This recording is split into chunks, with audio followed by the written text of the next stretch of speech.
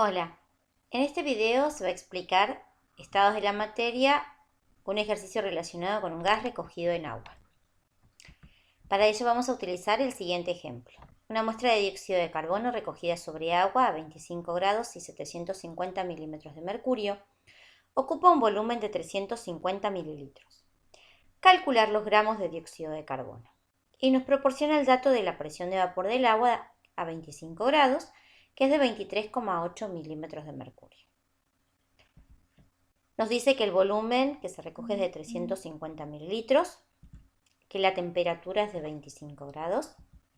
Y aquí es algo muy importante que debemos destacar, que nos dice el enunciado que el dióxido de carbono se recogió sobre agua, o sea, un gas recogido sobre agua.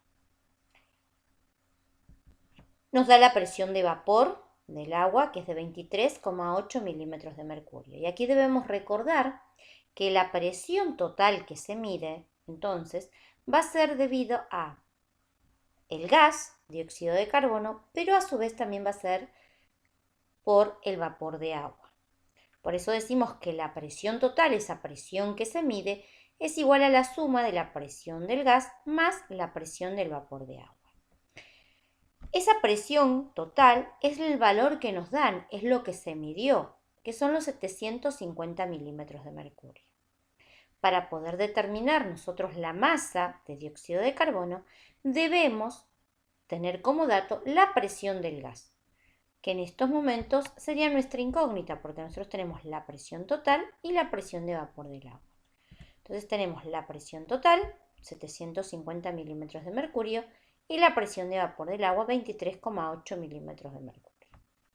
Despejamos, está sumando, va a ser otro término restando, y nos da que la presión del gas es de 726,2 milímetros de mercurio. De esta manera, ahora tenemos los datos de el volumen que ocupa el gas, 350 mililitros. Como vamos a utilizar la ecuación del gas ideal para poder determinar la masa, sabemos que el volumen tiene que estar expresado en litro y que la temperatura, que es de 25 grados, tiene que estar expresada en Kelvin. Es por eso que nosotros también, al considerar la presión, sabemos que tiene que estar expresada en atmósfera. Entonces, todos estos datos debemos expresar el volumen en litro, la temperatura en Kelvin y la presión en atmósfera. Nosotros debemos recordar que un litro equivale a 1000 mililitros, entonces realizamos el cálculo y el volumen expresado en litros es de 0,35 litros. Que a la temperatura le debemos sumar, a la temperatura en escala centígrada le debemos sumar 273,15, por lo que la temperatura en la escala absoluta es de 298,15 Kelvin. Y la presión, que una atmósfera equivale a 750 milímetros de mercurio, realizamos el cálculo y obtenemos que la presión del gas es de 0,96 atmósferas. El gas que nos dan es dióxido de carbono, entonces podemos calcular la masa molar como la suma de las masas atómicas, la masa del carbono y la masa del oxígeno. Realizando el cálculo obtenemos que la masa molar del dióxido de carbono es de 44,01 gramos. Entonces tenemos aquí la presión, el volumen, la temperatura. Tenemos la expresión de la ecuación del gas ideal, que la presión por el volumen es igual al número de moles por la constante de los gases por la temperatura. Reemplazamos, despejamos el número de moles, simplificamos aquí las unidades atmósferas, los litros y la Kelvin, y nos queda efectivamente en mol. Realizamos el cálculo y nos obtenemos que el número de moles es de 1,37 por 10 a la menos 2. Nosotros tenemos los moles de gas, pero necesitamos calcular la masa de gas.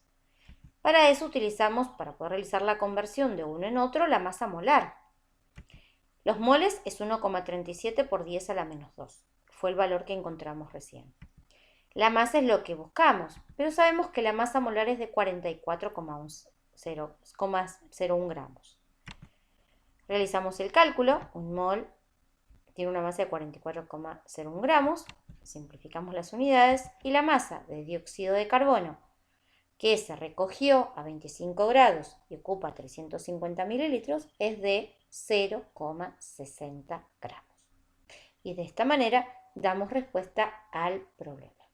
Espero que les haya sido útil. Nos vemos en otro video. Hasta luego.